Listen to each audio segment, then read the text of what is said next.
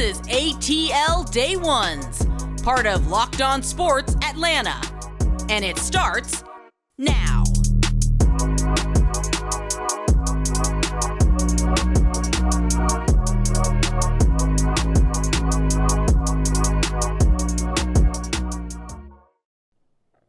Welcome into ATL Day Ones with Jarvis and Tenitra. We want to just say thank you for making ATL Day Ones your first listen of the day. And remember, we are free and available wherever you download your podcast. And wherever you download your podcast, make sure you leave us a 5-star review. Really appreciate that in advance, because guess what, guys? When you leave us a 5-star review, that lets everybody know in the world that we are great. And why would you want to keep that a secret? I mean, I just don't understand. Like, come on now. Share the good news. All right.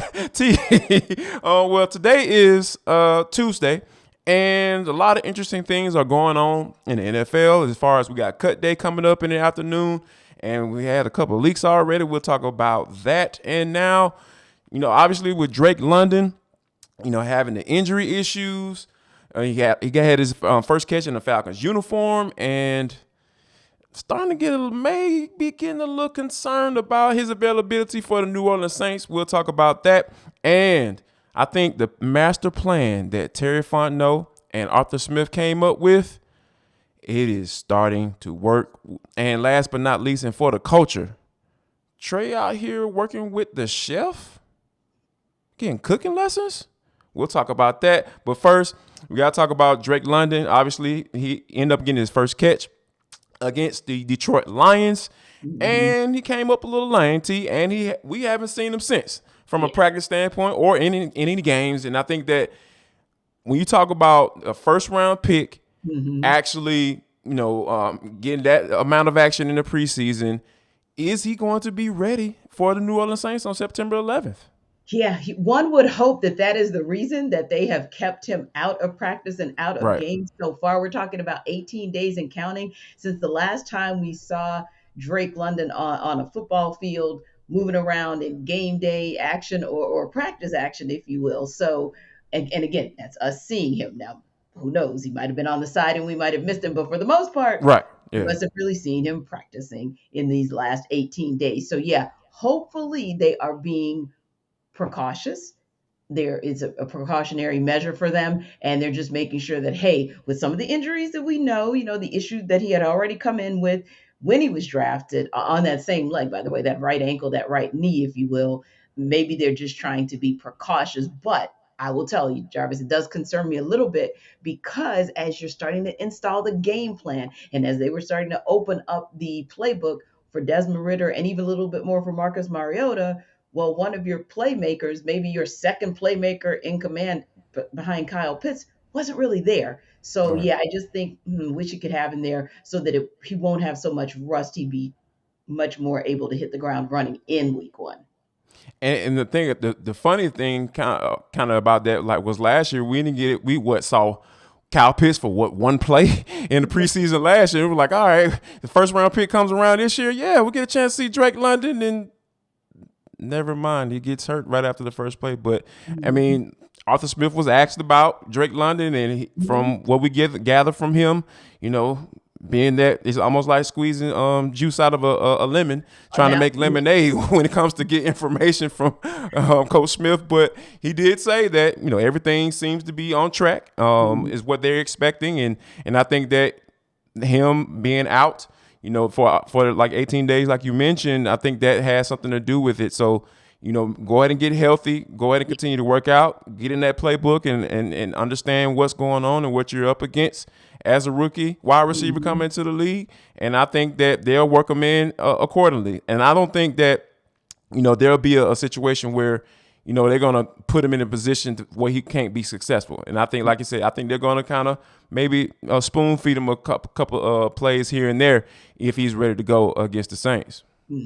Indeed. And when we speak of being ready to go, Dave online is probably a place where you should be ready to go. Now, listen, if you're like many of us, you are excited that maybe there will be some student loan relief in your future, but if that's something Need that's that. not in your future, or if that's something that's not going to give you the relief that you need instantaneously, because we know that's going to be a minute before we actually see results, then you go to Dave. That's where he can help. And that's really because, like a friend of mine has always said, there's no stress like financial stress. And maybe if you need to borrow a little cash, you can do that with Dave. This is a banking app that you can use. It can help you to get $500 instantly with extra cash, and there's no interest, no credit check needed. So millions of people have already downloaded the Dave app to get the financial relief that they need with extra cash. You can do the same if you're in a pinch. Download that Dave app. That's a helping hand for the future you. Now, from the App Store right now, or at least after this show, you can go and look for DAVE. That's Dave. Sign up for an extra cash account. Again, get the $500 instantly. For terms and conditions, you can go to dave.com/legal. Instant transfer fees apply. Banking provided by Evolve. And again, your future you will thank you. Yes, they will thank you. So yeah, go and get some help. If it's out there and it's there for you for the taking, go ahead, get that help so you can get back on track. Followed by Dave. Now, speaking of getting back on track, Deion Jones is a guy that the Falcons need to get back on track. Whether that be in a Falcons uniform or is it packing his bags and getting him shipped off to somewhere for some late round draft compensation. I think there was a couple of options that I think the Falcons want to go ahead and take advantage of. But Yes. T, I think one of the things that, when you think about Deion Jones we talked about, kind of touched on it a little bit yesterday as far as the usage, right? And I think that one of the things that stood out to me was the fact that they were using him in pass situations on third downs, and even went into the second half of the game playing special teams. Yes. Now, when you look at, I went to Spotrac and I started looking up a couple of things, and I saw that, hey, Deion Jones is on the hook for probably about $9.6 million or so from a salary, and he has a dead cap hit of about $20 million. Yeah. Now, based off the things that I just listed, this is the former guy. There was a guy who was considered the best linebacker or young and up-and-coming linebacker in the NFL at some point in his career. Yeah. From a usage standpoint, does it make sense for them to have a guy like that being used as a specialist? Does that make sense to you, T? Well, do those two things go together? According to the 49ers, it makes perfect sense because that's pretty much what they're going to do with Jimmy Garoppolo. So there are moments where you know that the trade market is not what you want it to be. The 49ers found that out the hard way, and they figured, you know what? It's cheaper to keep her, as in him. So they decided, hey, in case Trey Lance goes down at some point during the season, we at least have him, and maybe we can reconvene this at a later time. And then, of course, they put some incentives in that contract in terms of him being able to basically walk away and walk away unscathed. Could be a similar situation with Deion Jones, where the Falcons have just not heard that right offer. So it's better to just put him out there as they can to show that, hey, at least he's still healthy, right? And then when that offer comes, whether they do any type of restructuring like a Jimmy G, or whether they finally get the offer that they need or want, then yeah, you definitely will move on from him. I still believe that this is a showcase and that they're still looking to move on. But if you don't, and you know that he does not fit the scheme because he's not the build of the Lorenzo Carter or a Rashaan Evans. He's not the build of, those guys that you're looking to really shore up in your linebacker core, then yeah, you put him in special plays and still get something out of him if you have to keep him this season. And that's the thing, right? I think that the biggest thing in all of this, right? I know a lot of people, love Deion Jones for the reasons that I mentioned earlier about him being one of the best young up-and-coming linebackers at some point during the season. He started dealing with injuries or what have you. But I think that the Falcons told us, they told us what they were doing. They basically moved on, and from a scheme standpoint and from just a personnel standpoint. The guys that they brought in, the guys that they drafted this year, the guys that they pointed out on the roster that were already on the roster when they took over, and said, you know what, this is the guy that I feel that can be our play caller. Dean Pease said that about Michael Walker. Those are his words, not mine.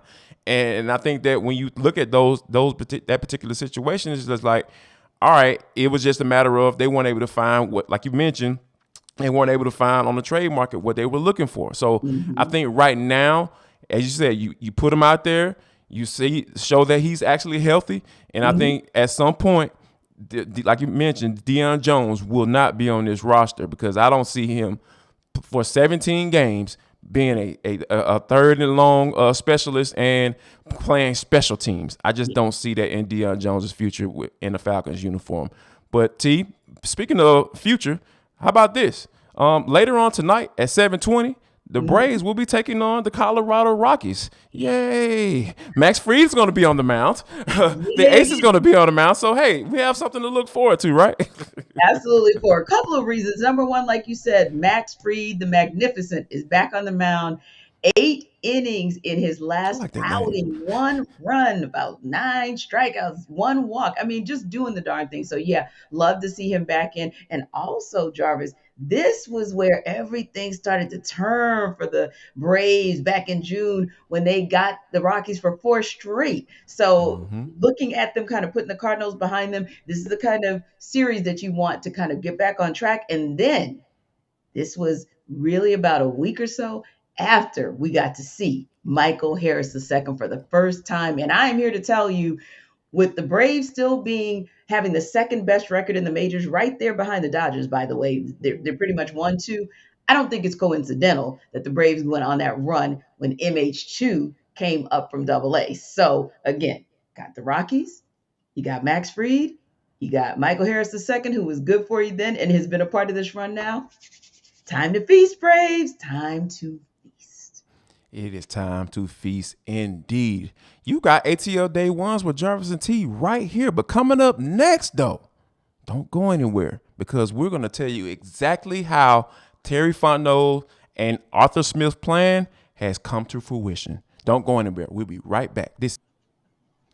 Welcome back to ATL Day Ones. I'm Tenitra. That is Jarvis. And we appreciate you guys for being our ATL Day Ones fam. Appreciate you continuing to download us wherever you get your podcast and listening and giving us 5-star reviews. That really encourages us and motivates us to keep bringing you the best content that we can. And as always, we also appreciate you guys for subscribing to us on our YouTube channel for Locked On Sports Atlanta, getting us closer and closer and closer to 4,000 subscribers. And speaking of getting Yes. close to something, we have now closed out the preseason for the Falcons and for the NFL. And now we are getting ever so close to cutting the rosters down to 53. The 53-man roster time is upon us. Now, Arthur Smith and Terry Fontenot definitely have some hard decisions to make. And according to our sources, they have made some of those hard decisions already.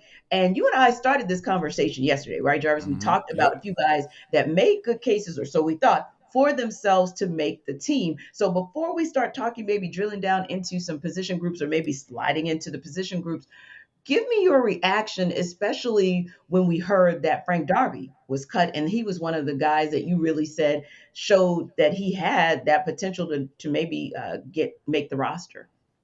I think when you think about it, like, but Mhm. I preface my statement by saying, Yes. hey, he's a good teammate. He's a guy that, you love having those type of guys around because when you're going through the drills of training camp or Mhm. even spring training, you need somebody that has that energy and always, is always in a good mood and all that stuff. But at the end of the day, you got to be able to play football. Yes. And, he was a late round pick last year. So Mhm. I think you were looking for him to make a little bit more plays going into this second year.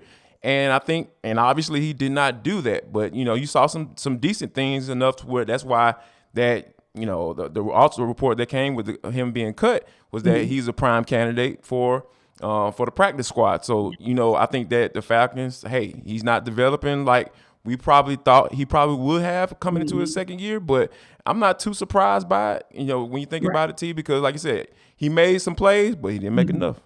He didn't make that exactly. And what I like about the call as well is that Terry Fontenot and Arthur Smith are not afraid to cut bait on their draft pick. So Right. you can appreciate that, saying, hey, it's not working out. We have a pretty good wide receiver room. So I think it's safe to say that we can move on. And speaking of that, when we talk about the position groups, that position group still seems to be solid, even in the departure of a Frank Darby, or even before then, an Auden Tate, if you will. So Mm-hmm. when you look at the position groups, Who do you feel like may still be maybe the hardest to get a read on, or which one are you looking to say, I wonder what's going to happen to them as far as these roster cuts? I'll probably have to say the defensive line, right? Because I think that was one group as a whole Mm-hmm. that shined in the last preseason game, because you got guys like Derek Tangelo, Yes. the guy coming out of Penn State. Obviously, he was Mm-hmm. roommates with Arnold Ebiketie, so they have that relationship there, that Penn State connection. And I think that you saw him getting those TFLs because we're not really used to seeing that when it comes to defensive No. line. I'm gonna be straight up with you. Yeah. Outside of Grady Jarrett, Right. there's Not here. nobody's done that. Nobody's done that. So I think that, when you see defensive linemen out there, interior guys making those type of plays, Yes. that's what you've been begging and pleading for the Mm-hmm. Atlanta Falcons to get on this team, Yeah. because you need those things in order for the next level to work out, right? But like, if the Mm-hmm. defensive lineman is getting that penetration and making plays in the backfield, that's going to make the linebacker core better. So if Yeah. they can be able to see what's going on, and then if they're able to see what's going on and be better, then guess what? That's making the secondary be better. Because if those guys are getting that pressure, then Mm-hmm. the secondary is going to be able to get those turnovers, and then if you're getting turnovers, it's just building blocks, right? Yeah. Yeah. Everything has an effect on each other. Each level has an effect on one another, and I think that when you see those guys like also Nick Thurman. Nick Thurman is a Mm-hmm. guy who's been playing well. Also, Timothy Yeah. Horn. He's a guy that that's been able to been playing well. So I'm really intrigued about. We didn't see as of this recording, we didn't see any defensive line being cut. So I Right. think that the Falcons probably going to take this bad boy all the way up until it's time to get down to the 53 for sure. I think so as well. And one that was kind of a head scratcher for me and kind of the hardest to get a read on was the running back room, because I know Yeah. we both agreed on in our Monday episode that we anticipated Kadri Allison was going to be cut, and Yep. he was.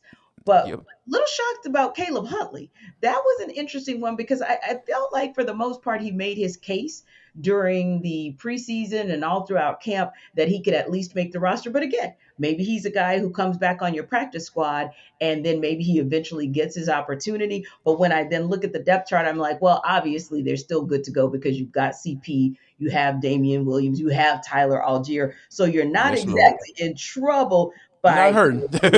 you're not hurting for running backs at all. And if by chance you get in that situation, in addition to Huntley, you never know who might be out there on the waiver wire that you could pick up should you need the depth. But I think they're good enough to have the depth. Now, speaking of, as we always say, when you now look, once you get that 53-man roster and you know what the Falcons are going to be working with, if you want to know what that might look like for them and what that means for them in week one, it's Bet Online to get all your information about what the betting lines might look like against the Saints. Guess what, y'all? BetOnline.net is the fastest, easiest way to check in on all your betting needs. Find all your favorite sports and events at the number one online source for odds, lines, and games. And speaking of number one source for online games, guess Mm-hmm. what's coming up? Georgia, Oregon. Oh my goodness. Come on, put some money down, man. Understand what it is with going down with the Bulldogs at Mercedes-Benz Stadium.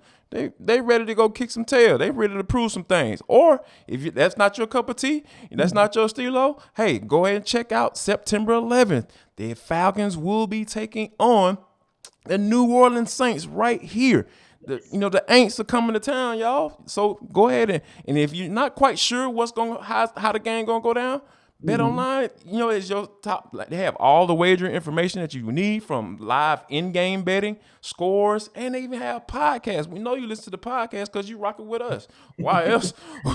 Just go ahead and add it to the list after us, right? Don't be cheating on us. We won't play around like that. But so I think you need to head to Bet Online today, or use your mobile device to learn more about the action that's happening today. Because guess what, y'all? Bet Online is where the game starts.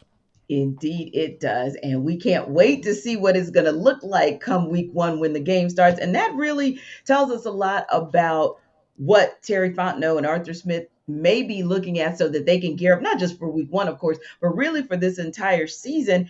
And you made a great point.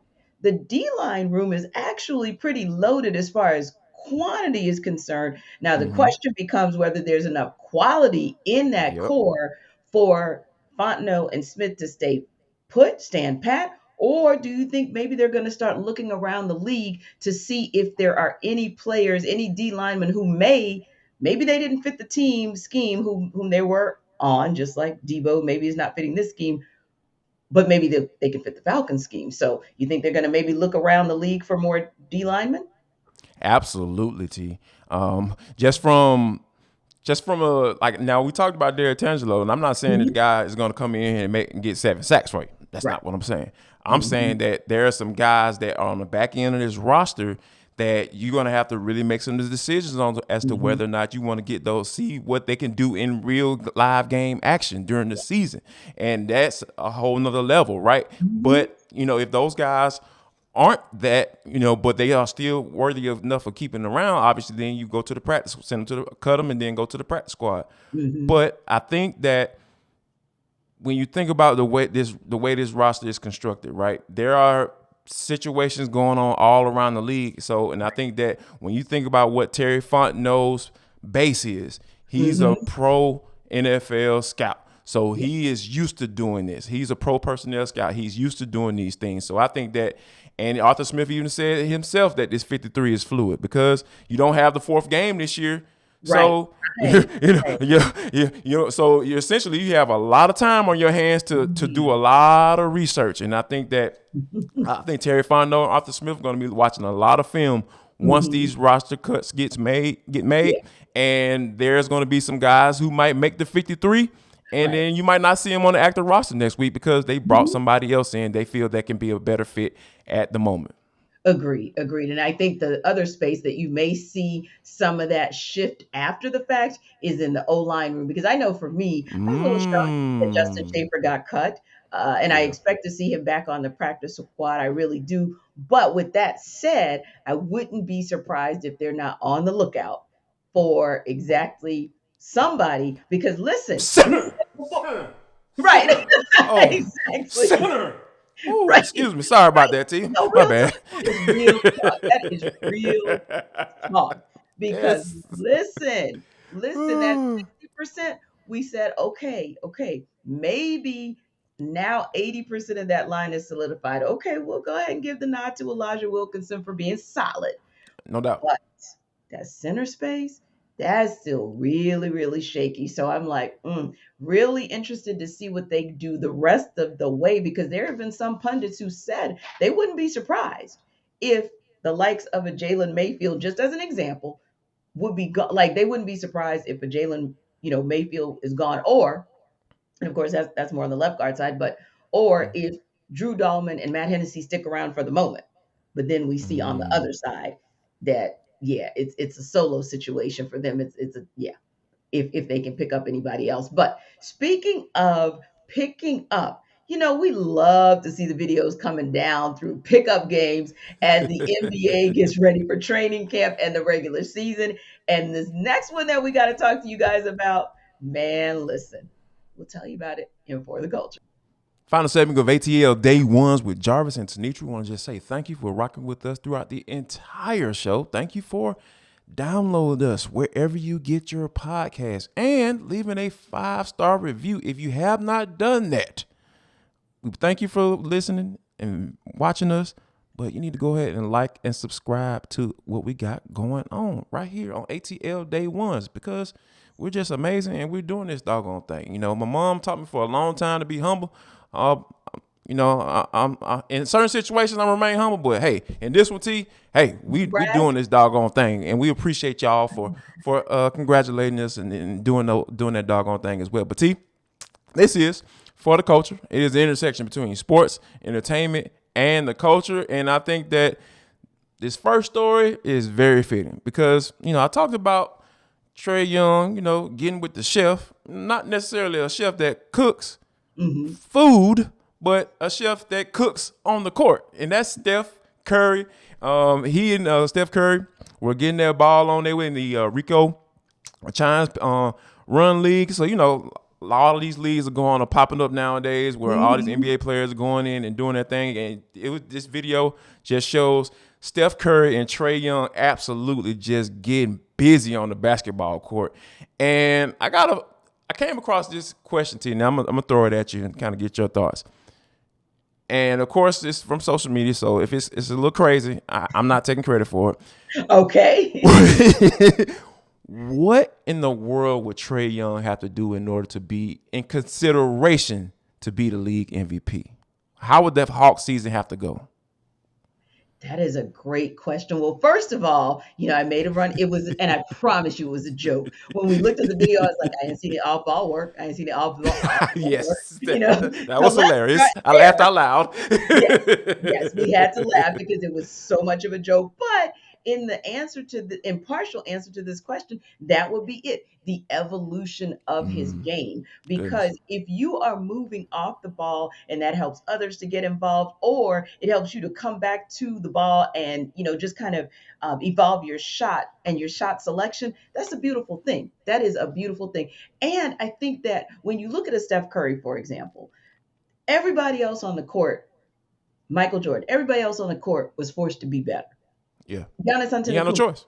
Mm-hmm. Exactly. You have no choice and I think as he starts to get everybody around him to kind of play at that higher level, and even if he can just add little tools, if you will, because think about it. It's not like Steph has more than about 5 or 6 rebounds on average a year, but the efficiency with which he plays on offense, the limiting the turnovers, if you will, the assists, meaning that you are getting everybody else involved. That's the kind of thing you have to do. And not so much will your team into the Eastern Conference Finals, but literally get them there and make some noise like you did a couple years ago. And I Right. believe if you just put those things together and just be even take everything up at least a level, sometimes 2 levels in the case of the defense, if you will. But I do think there's going to be a commitment there because you got DeJounte Murray, who's committed to it. That may bring his level up. It's something that Nate McMillan has talked about as well. I think if he starts playing in those spaces and places, then we can start to have a conversation for MVP. But first things first, we got to at least get him to the point of, not that he deserved to be on third team, by the way, last year, but let's start talking about getting him to second team. Let's start talking about getting him to first team, and then we can start talking MVP. Yes, I think that's one of the things that you got to get the national media on board, because we've understood how that works when it comes to the city of Atlanta and its professional players. Like it takes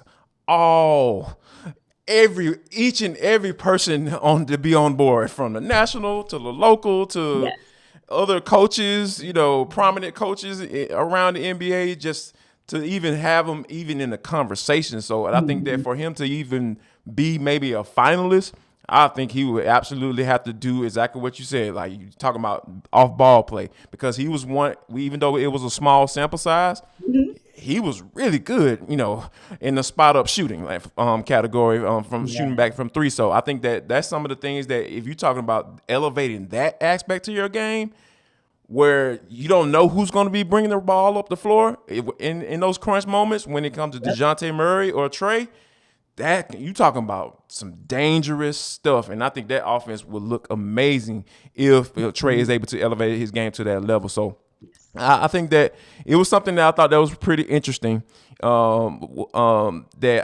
I wanted to throw at you. But I think one more thing that's really interesting to you is that the fact that, we got news that Calvin really was a target in some armed robberies in the city of Atlanta. The Fulton County DA is on a rampage, and she just announced that there was going to be some charges coming along. We'll talk about that. But first, T, tell the folks about Coffee AM and how they're just helping everybody out in the morning. Yeah, I could have used the help yesterday, so I'm going to run it back to Monday because I seem a little bit more refreshed today. But man, Monday was a beast. So Sunday night, I'm already getting myself prepared, right? Laid everything out. I'm sure you guys do the same, especially if you have kids, your clothes, your backpacks, all of that, your lunch, all of it. So I kept thinking, however, in the middle of the night, what if I missed this? What if I forgot that? What if I forget this? Because yesterday I had to go to the radio station. I had a Zoom call. I had the podcast, and I had a wedding, all on a Monday. On a Monday. Goodness. So don't be like me. Please don't forget your coffee AM at your house. Please get your coffee AM because you're going to need it for days like that. You're always going to need what you could get. And you hear that? You know what clears that up? Coffee AM's tea. That The tea. tea, I'm telling you, the green tea is amazing. Once again, that's where I'm going as soon as we get off the air because sometimes get a little bit of flux in there and I need some help. So if you want the coffee side of it so you can be your best self and all energetic, go to coffeeam.com/locked on is where it begins for you because that's how you can get 15% off your first order. And don't forget the tea. It really does clear you up and it allows you to just feel refreshed as well. The green tea is a good look. And then if you want somebody else to experience what you've experienced with Coffee AM, the best small batch roaster in the country, getting everything from all over the world with fair trade and direct trade and organic products, if you will. Again, go to go to coffeeam.com/locked on and look out for that 15% on your first order because you guys deserve to be as energized as you need to be when you're watching ATL Day Ones. Yes, I think the district attorney for Fulton County has a lot of energy because she is Oh, coming in and throwing the book at these folks, and I think that what is the Rich Gang, I believe, yeah. Rich Bird Gang, Rich Gang, whatever their name is, they were listed in an indictment that they were targeting athletes, movie stars, and people who are flashing jewelry on social media. Yeah. And I think Calvin really was one of the persons listed on in that particular indictment as a target. And I think it kind of all makes sense, right? I tweeted out, it all makes sense now, right? Because we go back to last year when Calvin really kind of stepped away from the game. I was talking to some different people who's close to his camp, and this was brought up. This was saying like, hey, apparently somebody had tried to rob him or while he was in there, or his family member may or not have been in there. And I think that when you think about that type of stuff, that can really mess with your head. It can. It really does because it's the sanctity of your home. I mean, this is the place that we come to and we just want peace. We just want to close the door, and whether it was bad traffic or a bad day at the office or what have you, this is your sanctuary, and it should not be disrupted. And listen, if I want to be online, if I want to be online, just kind of celebrating, right? Then that's okay for me to do. And I'm sorry, you're not going to tell me Cal Ridley is like the super duper flashy guy. And you darn sure aren't going to make me believe Brad Kazan is that dude. Like, never. No, not. Yeah, No. that is a very hard sell, T. Yeah, very hard. I concur. You just decided that these are the people that you wanted to target, and for whatever reason, you just decided to go for it. But baby, apparently you did not know about the Fulton County attorney because she is not here to play with you. So, warning for everybody out there that thinks, especially doing not so smart stuff like putting this stuff in your lyrics. This is where it's one of those times, Jarvis, where you kind of wish that they were just faking and fronting in their lyrics and not actually trying to live out the thuggery. Yeah, we're not about living out the thuggery. And on a lighter note, before we get out of here, T, I got to tell you about last night, right? So, sitting here in the room with my wife and my oldest daughter was sitting here, she just started taking tennis lessons, right? So, my wife was like, hey, should have her come down and watch the match. Serena's first match. The U.S. Open was on last night, and we kind of watching the match. And my daughter, I was telling my daughter, like, who she was, and that's why I even joked with her when she put the hat on with having a little ponytail out the back. I was like, all right, Serena, I see you. So I was like, this is who I was talking about right here. She's like, oh, okay. Serena Williams. So, and it was just something that was really cool when she was like, Daddy, I want to be good like Serena Williams. And I was just like, man, that is like, it makes you really just think about what it is to be able to identify with somebody that looks like you. Yes. Like when she's like the way she was being talked about, the way she was being honored by Gayle King and Billie Jean King last night when they had her come and speak about it, just for people of that ilk to be talking to you about in that manner, and for her to see that and just say, hey, I want to do that too. It was just such a dope moment, and I just feel like I just had to share. Agreed. I was proud, Papa. Yeah, as you should, because Billie Jean King, having encouraged Serena so early in her life, telling her, don't change a thing. Don't change a thing. When you hear from someone like a legend telling you to just be you, that that speaks volumes. And because she listened and she had that person supporting her in that effort, now here we are decades later, and your daughter is able to see that image on TV. So yeah, plant those seeds, plant those positive seeds, and continue understanding the assignment. Media, entertainment, sports, the culture, all of it. Understand the assignment. The assignment is that inclusion, diversity, and representation absolutely matter. So we appreciate you, Serena. We tip our hat, and hey, I think we're all just glad that we might get one more. Yes, we get at least yes. one more match before you call it a day. So you listen, we're calling it a day here on ATL Day Ones, but only for a day. Right? So once you finish checking out this episode, check out A to Z with Mark Zeno and come back tomorrow. And we are going to talk about more sports, and more sports. See ya. Y'all come back now, you hear?